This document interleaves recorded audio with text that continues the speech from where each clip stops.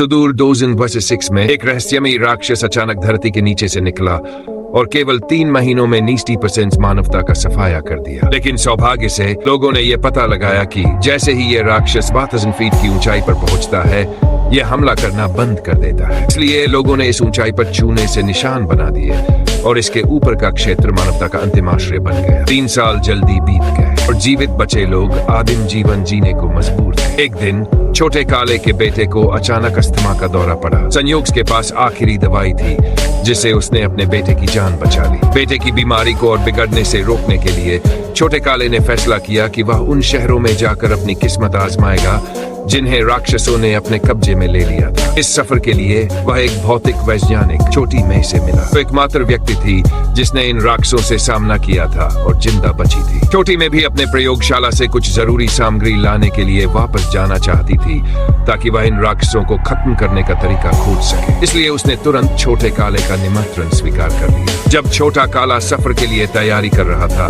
तो उसकी मुलाकात छोटे से हुई, जिसे इस पहाड़ी जीवन से ऊब हो चुकी थी। वह मरना पसंद करता, लेकिन इस तरह छुपकर जीना उसे स्वीकार नहीं था। कोई उसे समझा नहीं सका, इसलिए तीनों ने एक साथ यात्रा शुरू कर दी। जल्द ही वे सुरक्षा रेखा पार करके 160 फीट की ऊंचाई पर एक परित्यक्त स्की रिसोर्ट पहुंचे। वहीं छोटी मैंने अपने डिटेक्टर में हलचल महसूस की। अगले ही पल जंगल से लाल रोशनी चमकने लगी।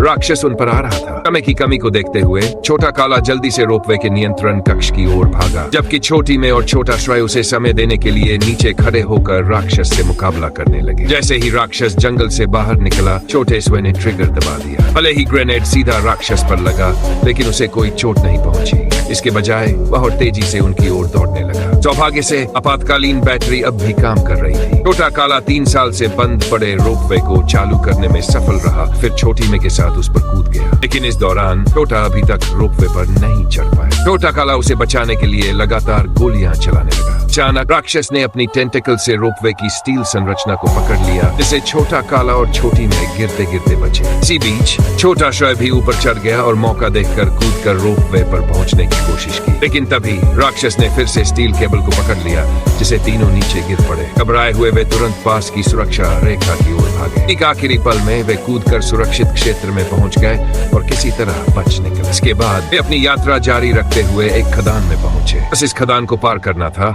और वे शहर के किनारे तक पहुंच जाते। लेकिन जैसे ही वे अंदर गए, उनके पीछे से फिर से राक्षस की डरावनी आवाज सुनाई दी। तीनों तुरंत जान बचाने के लिए दौड़ पड़े। इसी बीच छोटी में को एक संकरी दरार मिली। उनके पास कोई और चारा नहीं था, इसलिए वे तुरंत उसमें घुस गए। लेकिन इससे पहले कि वे राहत की सांस लेते, राक्षस की चमकती हुई टेंटेकल्स दरार में घुसने लगी।